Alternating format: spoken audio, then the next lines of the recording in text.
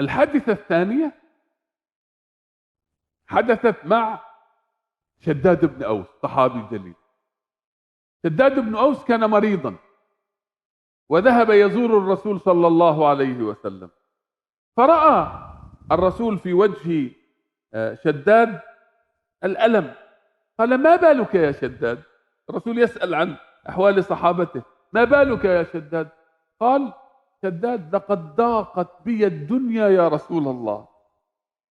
مريض، لقد ضاقت بي الدنيا يا رسول الله. الآن دور الرسول أن يعطيه الأمل: لا تضيق الدنيا في وجهك يا شداد. قال: يا شداد، الشام سيفتح. طب أنا شو علاقتي يا رسول الله؟ أنا بقول أنا مريض وضاقت بي الدنيا، إيش علاقتي بالشام؟ الشام سيفتح، تمام، وبيت المقدس سيفتح. الكل، المنطقة كلها اسمها بلاد الشام، الجزئية منها بيت المقدس. الشام سيفتح وبيت المقدس سيفتح، وتكون، هنا أجعل شداد، وتكون أنت وولدك أئمة بها إن شاء الله.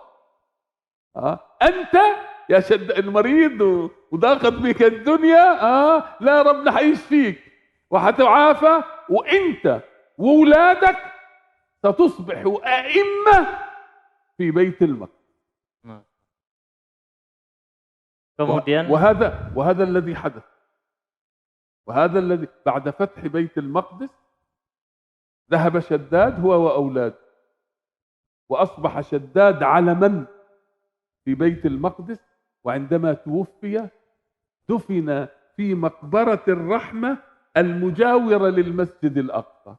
وكنت كلما أزور المسجد الأقصى أذهب وأزور قبره وأقرأ السلام عليه. مقبرة الرحمة بها قبرين لصحابيين بالمناسبة، قبر شداد بن أوس وعبادة بن الصامت جنبهم بعضهم. ومع الأسف كثيرا الصهاينة اعتدوا على هذين القبرين لهذين الصحابيين رضي الله عنهم. ya, peristiwa kedua yang menjelaskan bagaimana Rasulullah SAW membangun harapan para sahabat akan pembebasan Baitul Maqdis, yaitu peristiwa yang terjadi antara Rasulullah SAW dengan Shaddad bin Aus yang saat itu sedang sakit. Dan Shaddad berkata kepada Nabi SAW, betapa beratnya hidup ini, dhaqat biyad dunya. Kemudian Rasulullah SAW menghibur Shaddad yang sedih karena sakitnya dan betapa berat hidupnya. Apa hiburan Rasulullah SAW kepada Shaddad bin Aus ini? Rasul mengatakan, wahai Shaddad, Syam akan dibebaskan. Syam, bagian yang luas. Kemudian yang kedua, Baitul Maqdis akan dibebaskan, yang berada di Syam, menjadi bagian dari Syam. Kemudian tentu ini membangun, saya sakit wahai Rasul, tapi Syam akan dibebaskan. Itu membangun harapan pada diri Shaddad. Kemudian jauh lebih dari itu, Rasul memberikan harapan yang sangat besar bagi Shaddad. Membangun apa itu?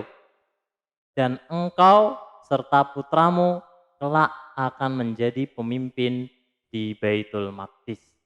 Betapa besar ya harapan yang ditanamkan oleh Rasulullah SAW ke dalam diri Shaddad, hingga peristiwa ini kelak terjadi ya.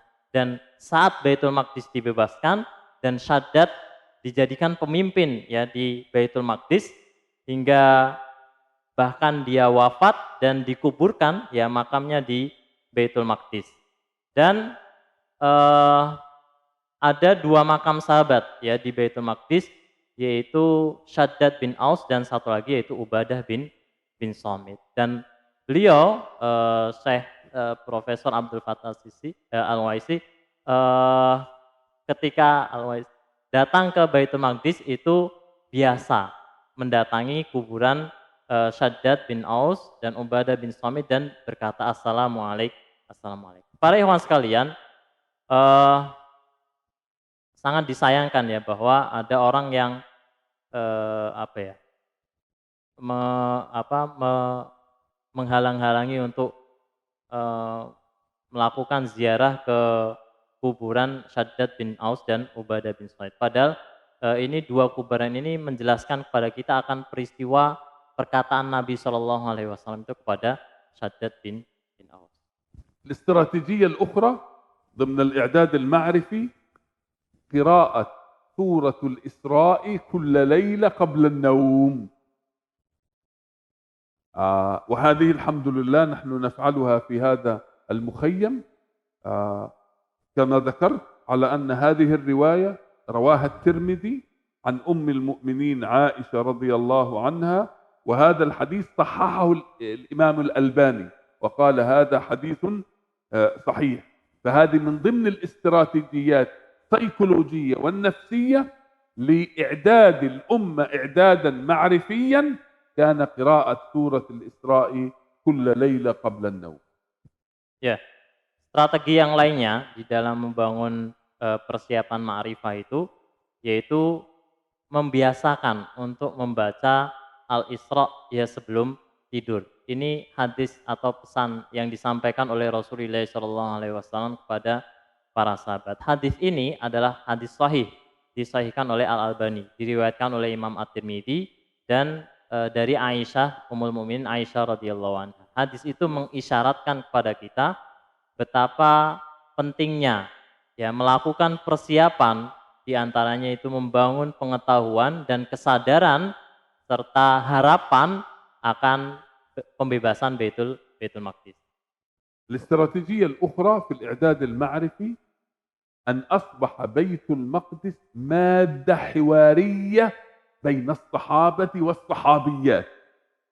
أصبح مادة حوارية، مادة نقاش يتناقش فيما بين بعضهم البعض. يعني عندنا الرسول عليه، سواء في حضور الرسول أو الصحابة بينهم، يجلسوا مثلا في المسجد النبوي فيتناقشون أيهما أفضل الصلاة، صلاة في المسجد الحرام أم في المسجد النبوي أم في المسجد الأقصى. يتناقش أي مسجد وضع أولا في الأرض.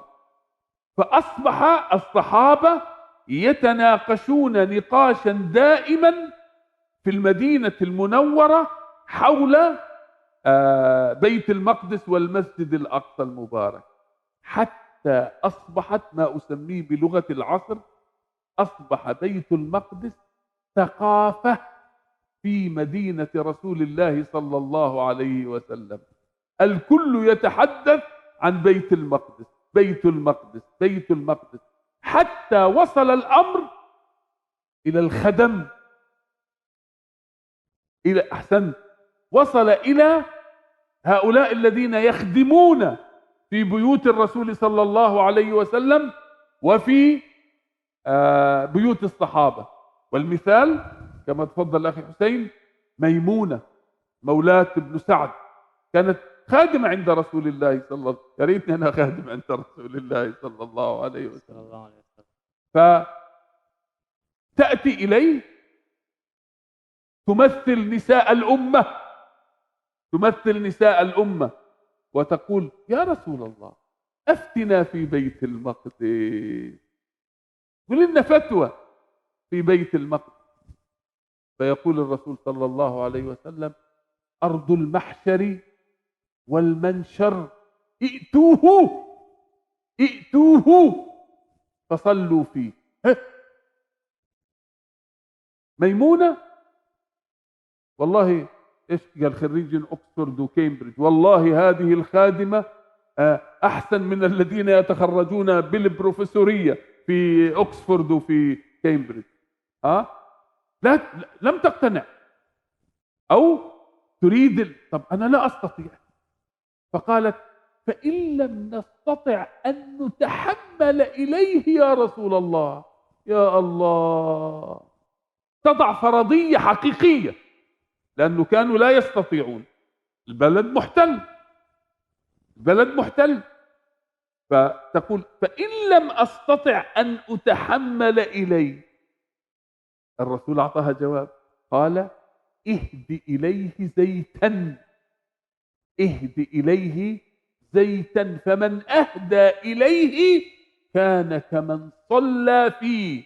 يعني إذا لا تستطيع أن تصلي في المسجد الأقصى ارسل له هديتك إلى المسجد الأقصى وكأنك صليت فيه بأجرك وأنت جالس في بلدك، لك أجر الصلاة فيه. Baik, peristiwa lainnya. Baitul Maqdis itu dibangun percakapan oleh Rasulullah SAW di masa sahabat, saking pentingnya Baitul Maqdis itu dibicarakan sehingga menjadi topik utama pembicaraan para sahabat, menjadi isu utama, berita viral lah kalau di masa sekarang, trending topik di masa sahabat ridwanullahi alaihim, sehingga para sahabat itu memperbincangkan topik seputar Baitul Maqdis, ada atau tidak ada Rasulullah SAW. Mereka saling membicarakan tentang Baitul Maqdis. Di antara percakapan-percakapan yang dibangun di kalangan sahabat itu, yaitu mana yang lebih utama, sholat di Baitul Maqdis, Masjidil Haram, atau di Masjidil Haram. Kemudian masjid mana yang pertama dibangun, apakah Masjidil Haram atau Baitul Maqdis. Itu menggambarkan kepada kita bagaimana isu Baitul Maqdis itu menjadi pembicaraan publik atau pembicaraan sahabat ridwanullahi alaihim. Jadi ya bahkan menjadi thaqafah, ya tradisi dan wawasan di kalangan para sahabat ridwanullahi alaihim. Sampai-sampai ya obrolan seputar Baitul Maqdis ini sampai pada seorang yang merupakan pelayan Nabi Shallallahu Alaihi Wasallam, yaitu Maimunah, yang bernama Maimunah. Dan ada satu percakapan antara Nabi SAW dengan Maimunah. Satu ketika Maimunah berkata kepada Rasulullah SAW yang sudah mendengar tentang isu Baitul Maqdis, "Aftina, wahai Rasulullah SAW, berikanlah fatwa kepada kami tentang Baitul Maqdis." Lalu Rasulullah SAW pun menyampaikan kepada Maimunah tentang sholat di Baitul Maqdis. Dan Rasul mengatakan, Asyam atau Baitul Maqdis ardul mahsyari wal mansar, sebagai tanah tempat berkumpul dan tanah tempat berpencar. Dan Maimunah lalu berkata ke Rasulullah SAW, kalau kita tidak bisa menunaikan, ya itu, ya tadi Rasul kemudian memerintahkan kepada Maimunah, ya, datangilah Baitul Maqdis dan tunaikanlah sholat di sana. Padahal Baitul Maqdis saat itu masih berada di bawah jajahan Persia. Ya. Lalu Maimunah berkata, kalau kami tidak bisa menunaikan sholat di Baitul Maqdis, bagaimana wahai Rasulullah SAW? Ihdi lahu zaitan, atau hadiah. Berikanlah padanya hadiah. Karena ketika engkau memberikan hadiah kepada Baitul Maqdis, kedudukan engkau seperti engkau menunaikan sholat di Baitul Maqdis. Dan ini berlaku bukan hanya pada Maimunah, tapi juga kepada kaum muslimin secara umum, bahwa kita ya, yang memberikan andil, kontribusi besar dalam bentuk apapun untuk Baitul Maqdis, itu pahalanya setara dengan pahala kita menunaikan sholat di Baitul Maqdis. وهكذا أضحت بهذه الاستراتيجيات المتعددة حول الإعداد المعرفي، أضحت بيت المقدس ثقافة في المدينة المنورة. الكل يتحدث عن بيت المقدس، يقرؤون سورة الإسراء قبل أن يناموا، يتحاورون حول المسجد الأقصى وبيت المقدس، يسمعون بشارات النبي صلى الله عليه وسلم، كلها أدت إلى إنتاج ثقافة مميزة. السؤال اللي أريد أن أختم به، كيف يمكن لنا أن نستفيد من هذه الاستراتيجيات في عمل أكشن بلان لنا هنا في أندونيسيا؟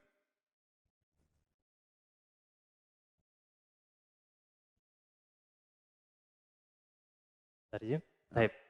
Ya, semua ini peristiwa-peristiwa mulai dari membangun harapan Nabi Sallallahu Alaihi Wasallam, Rasul membangun harapan pada para sahabat ridwanullahi alaihim, kemudian Rasul memerintahkan untuk membaca Al-Isra sebelum tidur, kemudian peristiwa eh, percakapan Rasul dengan Maimunah dan obrolan tentang Baitul Maqdis di kalangan para sahabat itu telah membangun satu paradigma baru tentang Baitul Maqdis, dan itu adalah bagian dari cara Rasulullah SAW untuk membangun al-bina al-ma'rifi, yaitu bangunan pengetahuan yang utuh terhadap Baitul Maqdis pada para sahabat ridwanullahi alaihim, dan itu memproduksi satu thaqafah, satu wawasan baru.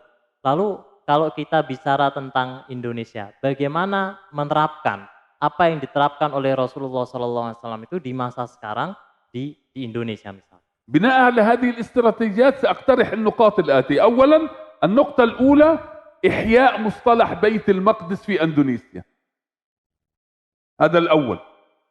الثاني بث الأمل أن بيت المقدس سيتحرر، نبث الأمل في أندونيسيا على أن كما فعل الرسول صلى الله عليه وسلم أن بيت المقدس سيتحرر بجيلنا، مش نقول بجيلنا سيتحرر بيت المقدس.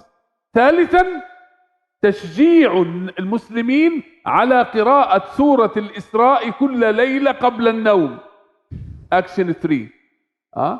والرابع أن نجعل بيت المقدس والمسجد الأقصى مادة حوارية فيما بيننا.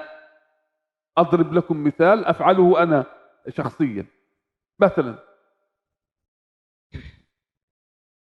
يوم العيد عادة عندنا في فلسطين نقول كل عام وأنتم بخير. أنا في العيد أقول العام القادم في المسجد الأقصى المحرر.